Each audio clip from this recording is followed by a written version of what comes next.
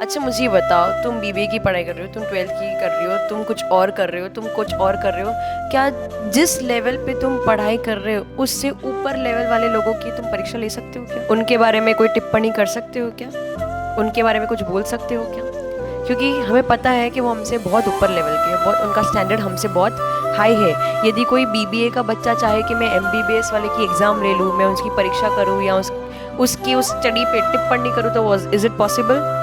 It's not possible. उसी प्रकार से एक होता है श्रावक और एक होता है साधु संत। श्रावक और साधु ये धर्म के दो पहिए हैं। श्रावक का एक अपना लेवल है और साधु का एक अपना लेवल है। श्रावक यदि यहाँ पे है तो साधु बहुत ऊपर है। आजकल इस पंचम काल में श्रावकों की आदत पड़ गई कि वो साधु की परीक्षा लेना चाहते हैं। साधु होते हैं 28 मूलगुणधारी और श्रावक होते हैं 8 मूलगुणधारी। अब वो 8 मूलगुणधारी श्रावक 28 मूलगुणधारी साधु की परीक्षा लेता है और उन पर टिप्पणी करता है और निंदा करता है उनकी। उस श्रावक को जो अष्ट मूलगुणधारी है उसको 28 मूलगुणधारी साधु के बारे में ये तो पता है कि साधु को क्या करना चाहिए और क्या नहीं करना चाहिए, यानी उनके 28 मूलगुण में कौन से मूलगुण आते हैं, वो कितने पालन कर रहे हैं, कितने नहीं कर रहे, वो श्रावक को ये तो ध्यान है।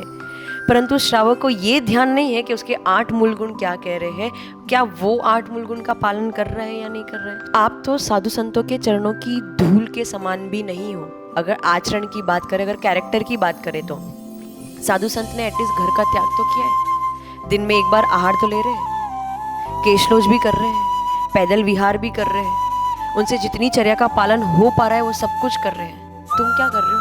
अपने घर पे बैठे बैठे केवल इंस्टाग्राम, फेसबुक, व्हाट्सएप चला के साधु संतों पे टिप्पणी कर रहे हो और निंदा कर रहे हो। तो हमें ये बात को समझना चाहिए कि जहाँ हम पहुँच नहीं पा रहे हैं तो वहाँ के लोगों की बात कभी नहीं करनी चाहिए। पहले हम अपने आप को सुधारें। दृष्टि किसी और पे डालने से पहले हम अपने आप पे दृष्टि डालें।